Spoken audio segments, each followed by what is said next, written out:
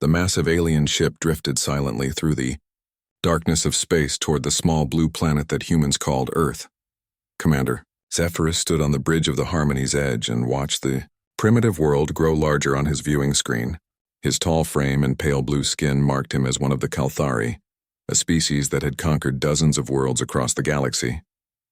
Behind him, Ambassador Viridian and Science Officer Quillix studied the data they had collected about this new species called humans.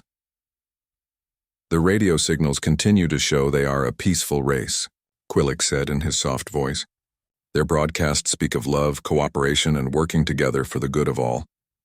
Viridian nodded his elongated head. Perfect. Another easy addition to our empire. These humans will make excellent workers in our mining colonies. Zephyrus smiled, showing his sharp teeth. The Kalthari had built their empire by finding weak species and offering them protection in exchange for servitude. Most races gladly accepted rather than faced destruction. From what they had learned about humans, this would be their easiest conquest yet. Meanwhile, Captain Jake Morrison stood in the command center of the New Frontier Research Station, watching his crew go about their daily routines. The station orbited Earth at a safe distance, conducting experiments and monitoring deep space for any signs of alien life. Dr. Lisa Carter worked at her biology station, analyzing samples from a recent asteroid mission. Lieutenant Colonel Ryan Hughes checked security protocols even though they had never needed them this far from Earth. Captain, Communications Officer Maria Santos called out. I'm picking up something strange on long-range sensors. Jake walked over to her station. What kind of strange? Large object approaching from outside the solar system. It's not moving like an asteroid or comet. The trajectory is too precise. Dr. Carter looked up from her work, excitement filling her voice. Could it be what we've been hoping for? First contact? Ryan frowned and moved closer to the sensor display. If it is, we need to be careful. We don't know their intentions, Jake nodded. Alert Earth Command and put the station on yellow alert. Let's be ready for anything. The alien ship approached slowly, sending out signals that the station's computers quickly translated into basic mathematical concepts and peaceful greetings. Jake authorized a response, and within hours the two ships were in communication. Greetings, inhabitants of the third planet, came the translated voice of Commander Zephyrus. We are representatives of the Galactic Council, and we come in peace to welcome your species into the greater community of civilized worlds. Jake felt his heart racing. This was the moment humanity had dreamed of for centuries. Welcome to our solar system, Commander. I am Captain Jake Morrison of the Human Research Station New Frontier. We are honored by your visit. The honor is ours, Captain Morrison. We request permission to dock with your station, so that we may meet face to face and discuss the future relationship between our peoples. Dr. Carter could barely contain her excitement as the alien delegation prepared to board their station. She had spent her entire career studying the possibility of alien life, and now she was about to meet them in person.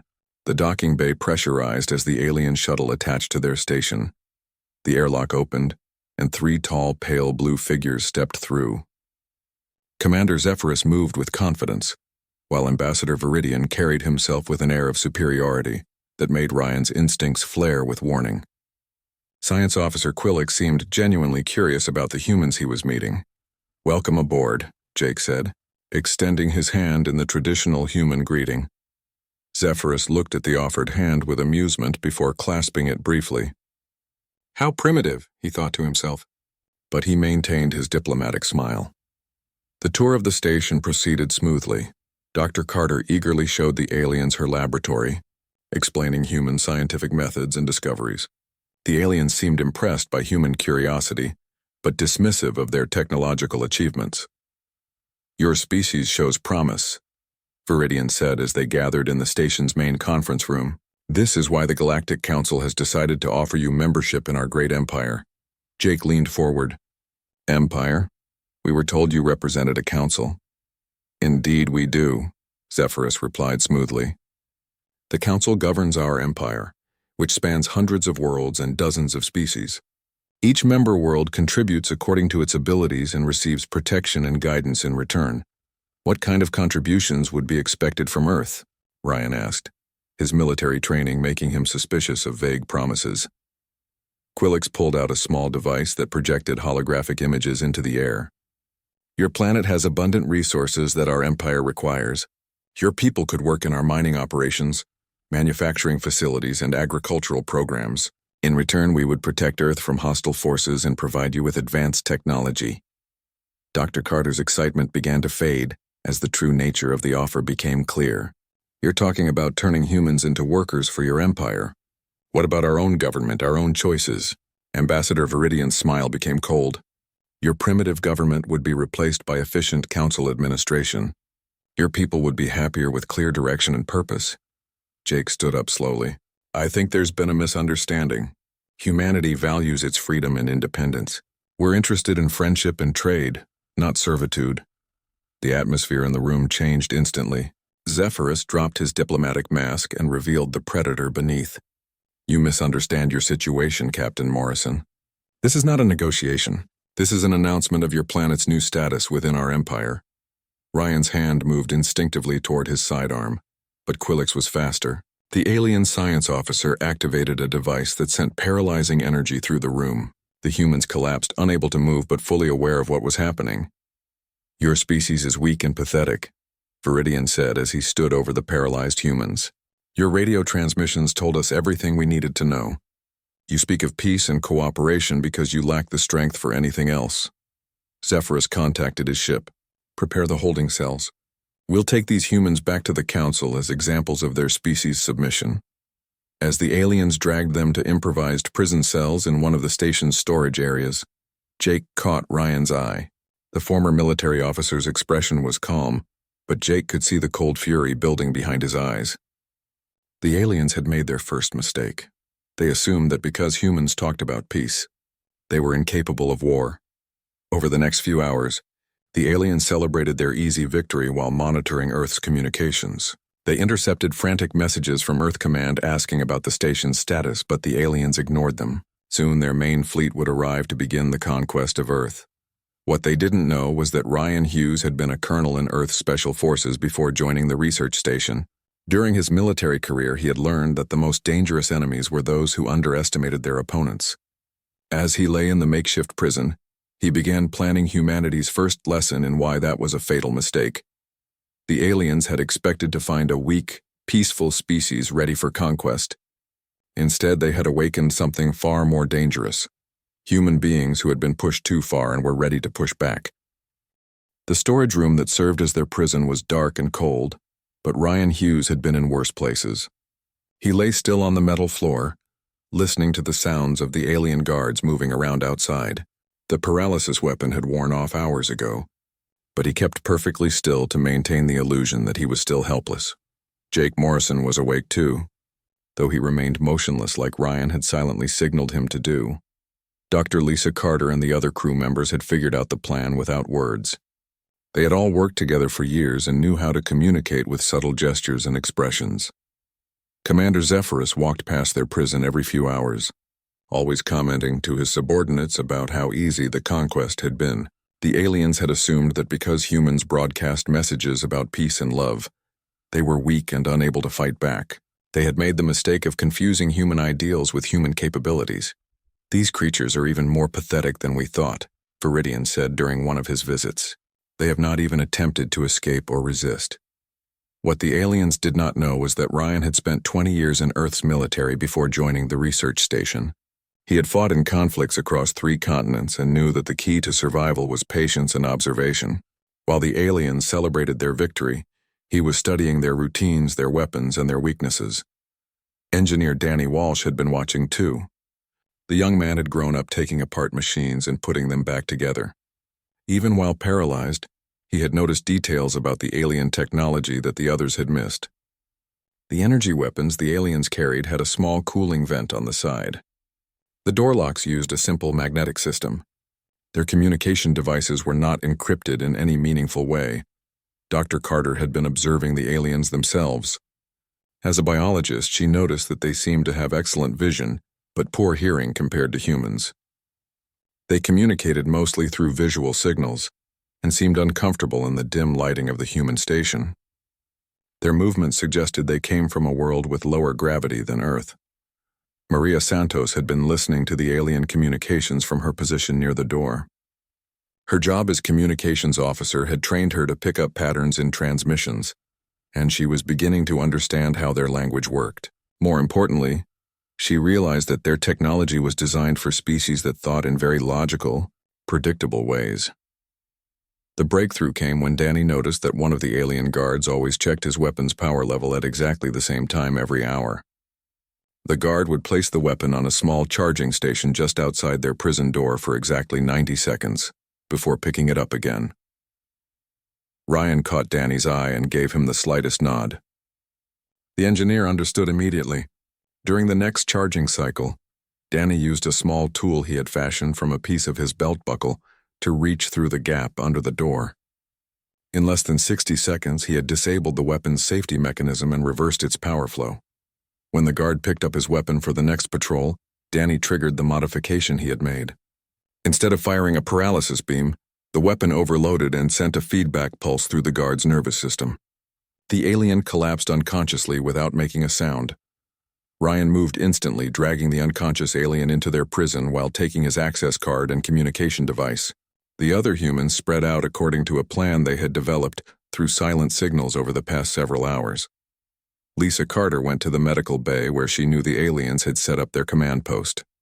Her knowledge of biology had given her an idea about how to disrupt their technology. The aliens had built their computers to work with their own logical thought processes. But human thinking was more chaotic and unpredictable. Danny Walsh headed for the engineering section where the aliens had connected their ship to the station's power grid. He had figured out how their energy systems worked and planned to give them a very unpleasant surprise. Maria Santos made her way to the communications center. She had decoded enough of their language to send false reports to their main fleet. The aliens were about to learn that humans were very good at lying when their survival depended on it. Jake Morrison went with Ryan to take control of the station's security systems. The aliens had assumed that human security was as primitive as everything else about their technology. They were about to discover that humans had developed very sophisticated ways to kill each other over thousands of years of warfare. Dr. Carter reached the medical bay first and found Quillix working at a computer terminal. The alien science officer was so focused on his work that he did not notice her approach until she pressed the stolen weapon against his neck. "Do not move or make any sound," she whispered. Quillix started to reach for an alarm, but Carter pressed the weapon harder against his skin. "I studied your biology during our meeting. I know exactly where to aim this weapon to cause permanent damage." The alien froze. He had assumed that the peaceful humans would never threaten violence, but the determination in Carter's voice told him he had been wrong. Meanwhile, Danny had reached the engineering section and begun his work on the alien power systems. He rerouted the energy flow from their ship through the station's experimental plasma conduits. The aliens had connected to human technology without understanding how creatively humans could modify their own systems. Maria Santos took control of the communications array and began sending coded messages to Earth while broadcasting false reports to the alien fleet. She told the aliens that everything was proceeding smoothly while warning Earth Command that an invasion was coming. Ryan and Jake reached the command center where Commander Zephyrus and Ambassador Viridian were planning their next moves. The aliens were so confident in their superiority that they had posted only one guard. Ryan eliminated the guard silently while Jake activated the station's internal defense systems. "What is the meaning of this?" Zephyrus demanded as alarms began sounding throughout the station. "This is humanity saying no to your empire," Jake replied as armed security drones emerged from hidden panels throughout the station. The aliens reached for their weapons but found them useless. Danny's modifications had created a feedback loop that disabled all their energy weapons simultaneously. Their communication devices stopped working as Maria's virus spread through their network. Their ship's power systems began overloading as Danny's engineering sabotage took effect. "Impossible," Viridian gasped as he realized that the primitive humans had not only escaped but had systematically destroyed every advantage the aliens thought they possessed. Ryan smiled coldly as he secured the alien. Commanders with restraints he had improvised from station supplies. "You made a mistake when you assumed that talking about peace meant we forgot how to fight. Humans have been fighting wars since before we learned to write. We just prefer not to unless someone gives us no choice." The remaining alien crew members found themselves facing humans who had turned their own technology against them. What should have been a simple prisoner transport had become a nightmare of reversed roles and shattered assumptions. As Danny completed his sabotage of the alien ship, he discovered something that made him smile with grim satisfaction. The aliens had not just underestimated human fighting ability. They had also failed to understand human curiosity and ingenuity. In the few hours since their capture, the humans had not only escaped but had also begun reverse engineering alien technology. The hunters had become the hunted, and the aliens were about to learn that humanity's reputation for peace came from strength, not weakness. The emergency signal from the New Frontier Station reached Earth Command in less than 6 hours. Admiral Patricia Moore stood in the Situation Room, watching the decoded message appear on the main screen. The words sent a chill through everyone present. First contact achieved. Hostile alien force planning invasion. Prepare for war. General Kevin Price leaned forward in his chair. How long do we have? According to the transmission, their main fleet is still weeks away, Admiral Moore replied. But we have to assume they're coming with everything they have. Dr. Nathan Cross adjusted his glasses and pulled up classified files on his computer. Then it's time to show them what Project Prometheus has been building. Director Helen Gray of Earth Intelligence spoke quietly. Are we really going to use weapons that we hoped never to deploy? Admiral Moore turned to face the room full of Earth's top military leaders. They made the choice when they decided to enslave our species. Now we show them why humans have survived every threat we've ever faced. Across the planet, secret facilities that had been hidden for decades suddenly came to life. Deep beneath the mountains of Colorado, Captain Eddie Johnson led his squadron of pilots into hangars that officially did not exist. The experimental fighters they climbed into had been designed using theories that most scientists claimed were impossible. Listen up, Eddie said to his pilots over the comm system. Everything we trained for was preparation for this day. These aliens think humans are weak because we talk about peace. Let's show them that we keep the peace by being ready for war. The fighters that rolled out of the hidden hangars looked nothing like traditional aircraft. They moved with impossible grace through the atmosphere, before disappearing into space faster than any known human technology should have allowed. The pilots had been chosen not just for their flying skills but for their ability to think in 3 dimensions, while moving at speeds that would kill most people. Colonel Amy Foster stood in the command center of Luna Base, a military installation that the public believed was just a research station on the moon. Around her, technicians brought online weapon systems that had been disguised as communication arrays and mining equipment for over 20 years. Orbital defense grid is coming online, reported Sergeant Mike Davis from his control station. All platforms show green across the board. What the aliens approaching Earth did not know was that humans had been paranoid about invasion since they first looked at the stars. Every space program, every satellite launch, every research station had included defensive capabilities that were kept secret from the general public. The species that appeared to have no defenses actually had the most sophisticated military network in their section of the galaxy. Dr. Cross stood in his laboratory surrounded by weapons that looked like they belonged in science fiction movies. Plasma cannons that could punch through ship armor, kinetic missiles that could cross star systems in days instead of years, energy shields that could protect entire cities from orbital bombardment. 20 years of research based on the assumption that we might not be alone, he said to his assistant, Dr. Karen Williams. The politicians called us paranoid. The public called us wasteful. Now we find out we were not paranoid enough. Tech specialist Ben Clark worked frantically in a computer center buried beneath the Pacific Ocean. His job was to create viruses that could attack alien computer systems. The challenge was that he had to write code to fight technology he had never seen before. The intercepted alien transmissions show they use logical, predictable programming, he explained to his team. Their security assumes that all intelligence thinks the same way they do. They're about to learn that human minds work very differently. Information. Warfare Officer Rachel Stone coordinated with intelligence agencies around the world to gather every piece of data about the approaching alien fleet. Spy satellites that the public thought were used for weather monitoring suddenly revealed their true purpose as they tracked ships moving through space toward Earth. Fleet composition suggests they're not expecting any resistance, she reported to Admiral Moore. Standard invasion formation, designed for overwhelming primitive defenses. They have no idea what they're flying into. The most shocking discovery came from the analysis of the captured alien technology that the New Frontier crew had managed to transmit to Earth. Human engineers found that alien systems were actually less advanced than human military technology in several key areas. The aliens had superior space travel, but their weapons, shields, and computer systems were designed for fighting other logical, predictable species. "They've never faced an enemy that fights dirty," General Price observed as he studied the tactical reports. "Every species they've conquered probably fought according to some kind of honor code. Humans threw away honor codes the first time someone invented a better way to kill the enemy." Around Earth, military units that had been training in secret for decades began moving into position. Marines who had practiced zero-gravity combat, Navy ships equipped with weapons that could reach into space, Air Force pilots who had been flying spacecraft disguised as experimental aircraft. Construction worker Tony Martinez received orders to report to his National Guard unit for immediate deployment. What he did not know was that his unit had been secretly trained for urban warfare against technologically superior enemies.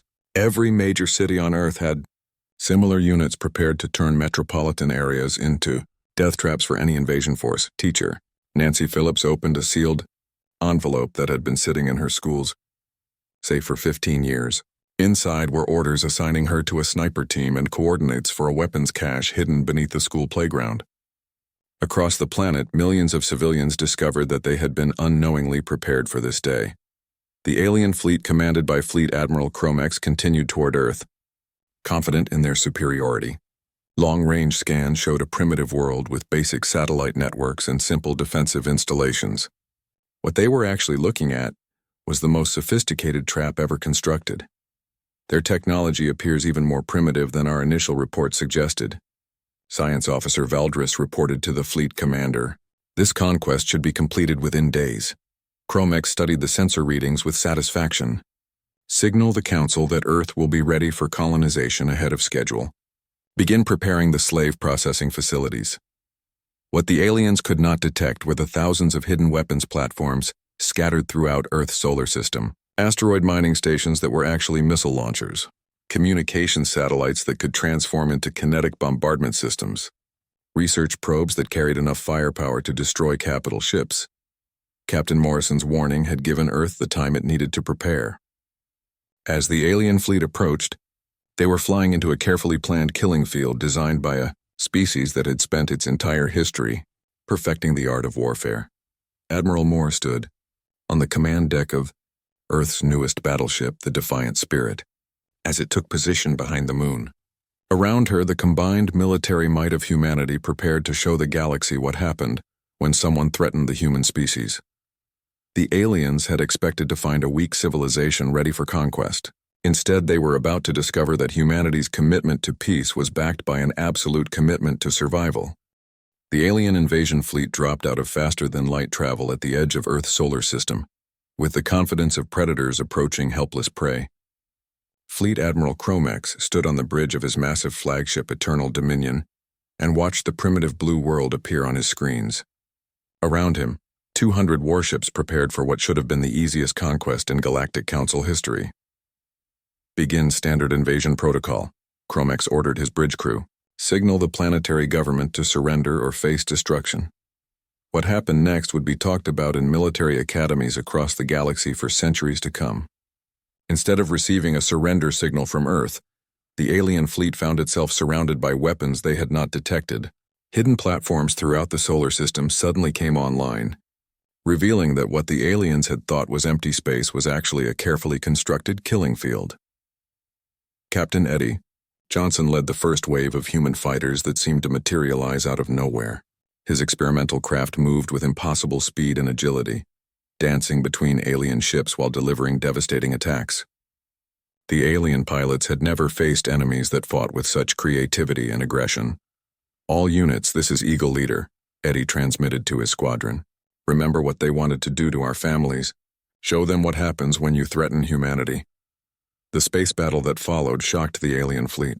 Human tactics were unlike anything they had encountered. While alien species fought with honor and followed predictable patterns, humans embraced chaos and turned every disadvantage into a weapon. When human ships were damaged, their pilots used them as guided missiles against larger alien vessels. Lieutenant Sarah Blake piloted her fighter directly into the engine section of an alien cruiser, ejecting at the last moment while her ship's reactor overloaded inside the enemy vessel. The explosion took out 3 more alien ships that had been flying in tight formation. "These humans are insane," transmitted one alien pilot to his fleet commander. "They fight like they want to die." What the aliens did not understand was that humans were willing to sacrifice themselves to protect others, but they were also very good at surviving when survival seemed impossible. For every human pilot who made the ultimate sacrifice, 10 more found ways to destroy enemy ships while living to fight. Again, Colonel Amy Foster coordinated the orbital defense network. From Luna Base as massive alien ships tried to approach Earth, the weapons platforms hidden throughout the solar system revealed their true nature. Mining stations became missile launchers, communication satellites transformed into energy cannons, research probes released swarms of kinetic projectiles that tore through alien armor. "Target the command ship," Amy ordered as the Eternal Dominion tried to push through the defensive line. "All platforms focus fire on that flagship." The concentrated firepower from dozens of hidden weapons struck the alien command ship simultaneously. Chromex watched in horror as his shields failed and his armor began to melt under the sustained assault. His ship, which should have been invulnerable to primitive human weapons, was being torn apart by technology that should not have existed. On Earth's surface, the alien ground forces that managed to land found themselves facing a nightmare they had never imagined. Every human city had been turned into a fortress. Every civilian had been trained to fight. What should have been a simple occupation became a grinding urban warfare that favored the defenders. Tony Martinez led his construction team through the underground tunnels beneath Chicago. They had built these passages themselves over the past 10 years, officially for utility maintenance, but actually to create a network that would allow human fighters to appear anywhere in the city without warning. "Alien, patrol moving down State Street," reported one of his spotters over the radio. 8 soldiers with energy weapons. Tony's team emerged from storm drains and subway entrances around the alien patrol. The aliens found themselves surrounded by humans armed with weapons that had been hidden in every building, every vehicle, every piece of infrastructure in the city. The urban environment that should have made conquest easier had become a 3-dimensional maze of death. Teacher Nancy Phillips adjusted her rifle scope as she watched alien aircraft approach her school from her position on a nearby rooftop. Her students had been evacuated days ago, but she remained to defend the place where she had spent her career, educating the next generation of humanity. "For my kids," she whispered as she began targeting the alien pilots with precision that amazed even her military trainers. The aliens had expected to face professional soldiers, but instead they found themselves fighting an entire species.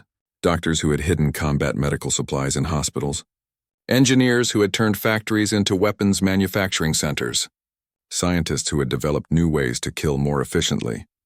The turning point came when Dr. Cross unleashed humanity's secret weapon. Systems analyst Craig Wong had spent months developing a computer virus specifically designed to attack alien technology. Unlike the logical, predictable programming that alien computers expected, this virus behaved like a human mind, chaotic, creative, and completely unpredictable. The virus spread through the alien fleet's communication network in minutes, turning their own technology against them. Navigation systems began providing false coordinates.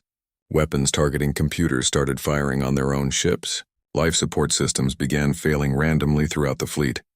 "Our computers are malfunctioning," reported Science Officer Valdris to Fleet Admiral Chromex. "The human virus is adapting faster than our security systems can contain it." Chromex stared at his displays as his mighty invasion fleet began to tear itself apart. Ships that had conquered dozens of worlds were now helpless against an enemy that fought without honor, without predictability, without fear. Admiral Patricia Moore watched the battle from the bridge of the Defiant Spirit as her ship emerged from behind the moon. The human battleship had been built in secret using technology reverse-engineered from the captured alien vessel. It was faster than any alien ship, armed with weapons that combined human creativity with alien science, and commanded by people who understood that sometimes peace could only be preserved through superior firepower. "All units, this is Admiral Moore," she transmitted to the human fleet. "The aliens wanted to enslave humanity. Show them why that was a mistake they will never get the chance to make again." The final assault was devastating.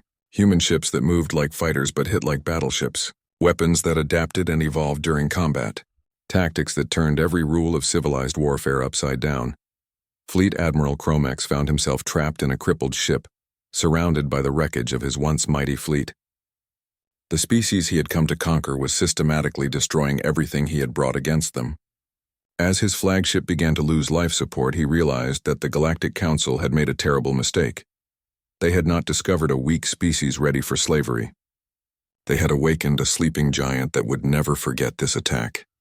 The silence in space after the battle was broken only by the distress signals from the few surviving alien ships. Fleet Admiral Chromex sat in his damaged command chair aboard the Eternal Dominion, staring at screens that showed the complete destruction of his invasion fleet. Of the 200 ships that had arrived to conquer Earth, fewer than 30 remained functional, and most of those were heavily damaged. Admiral Patricia Moore stood on the bridge of the Defiant Spirit as her ship approached the alien flagship. Around them, human rescue teams were already working to save alien survivors from the wreckage of their own vessels. The sight confused Chromex more than anything else that had happened during the battle. "Why are they rescuing our people?" Science Officer Valdris asked weakly from his damaged station. Chromex had no answer. In all his years of conquest, he had never seen victors show mercy to defeated enemies. The humans had just demonstrated military capabilities that terrified him. But now they were risking their own lives to save alien soldiers who had come to enslave them. Dr. Lisa Carter led the medical teams that boarded the alien ships. Her training as a biologist helped her understand alien physiology well enough to provide emergency medical care. She worked alongside Dr. Alex Turner and other human medics to stabilize wounded aliens who looked at them with confusion and fear. "Why are you helping us?" asked a wounded Kalthari soldier as Carter treated his injuries. "Because you're hurt and we can help," she replied simply. "That's what we do." The alien soldier stared at her in amazement. His species had taught him that strength meant domination and victory meant subjugation. These humans had proven they were stronger than any species the Galactic Council had ever faced. But they used that strength to heal rather than harm. Captain Jake Morrison returned to the New Frontier Station with Commander Zephyrus and the other alien prisoners. The Kalthari commander had watched the battle through the station's sensors and witnessed the complete defeat of his people's fleet. What shocked him more was the way the humans treated their prisoners. "Your people should execute us," Zephyrus said during his first meeting with Jake after the battle. "We came to enslave your species." Jake sat across from the alien commander in what had once been the station's conference room. "Killing you wouldn't bring back the people who died in this fight. Besides, you're more valuable alive than dead." "Valuable how?" Zephyrus asked suspiciously. "You can help us understand your people and your government," Jake explained. "We need to know if the Galactic Council will send more fleets or if they'll be willing to negotiate." What Zephyrus did not expect was the respect with which the humans treated him despite his failed invasion. They gave him comfortable quarters, adequate food, and access to communication with his surviving crew. They asked questions but did not torture or threaten him. The behavior was so different from what he expected that it took him days to understand that this was simply how humans chose to act.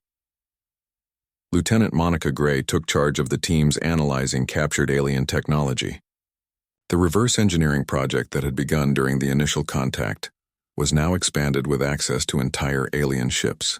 What she discovered amazed everyone involved in the project. "Their technology is advanced in some areas but primitive in others," she reported to Admiral Moore. "They never developed some of the innovations we consider basic because their thinking is too rigid." Danny Walsh worked with alien engineers who had volunteered to help the humans understand their technology. The cooperation surprised everyone, especially the aliens themselves. They had expected to be treated as slaves or prisoners, but instead they found themselves working as partners in a fascinating exchange of scientific knowledge. "Your people think in ways that never occurred to us," admitted alien engineer Cyrix as he watched Danny modify a power coupling to work with human systems. "We always assumed there was only one correct way to solve any problem." The psychological impact of humanity's victory spread throughout the Galactic Council faster than their ships could travel. Species that had never questioned the Council's authority suddenly began asking difficult questions. If humans could defeat the mighty Kalthari fleet so completely, what did that say about the Council's claims of invincibility? Ambassador Viridian found himself in the unusual position of negotiating with the species he had planned to enslave. Dr. Carter had been appointed as Earth's Chief Alien Relations Officer, and her combination of scientific knowledge and genuine compassion made her an effective diplomat. "The Council will want to know your terms for peace," Viridian said during one of their meetings. "Our terms are simple," Carter replied. "Leave us alone and we'll leave you alone. Try to attack us again and we'll defend ourselves again. But what about expansion? Territory? Resources?" Viridian asked, confused by the human response. "We have everything we need in our own solar system," Carter explained. "We're not interested in conquering other peoples. We just want to be free to live our own lives and explore the galaxy in peace." The concept was so foreign to Galactic Council thinking that it took weeks for Viridian to accept that the humans were serious. They had the military power to conquer half the galaxy, but they only wanted to be left alone. Admiral Moore made the decision that would define humanity's relationship with the galaxy for generations to come. Instead of keeping all the captured alien technology, she ordered that most of it be returned along with the surviving alien personnel. "We're keeping enough ships and equipment to defend ourselves," she announced to the human fleet. "The rest goes back to show the galaxy that we're not conquerors." Captain Morrison took command of the first human interstellar vessel, a ship built using a combination of human and alien technology. His mission was to escort the surviving aliens back to Council space and deliver humanity's message to the galaxy. "We could have destroyed you completely," Morrison told Chromex as they prepared for the journey. "Instead, we're sending you home with your people and your ships. Tell your council that humans prefer peace, but we're very good at war when we have no choice." The journey to Council space took several weeks, during which humans and aliens worked together to repair damaged ships and tend to wounded personnel.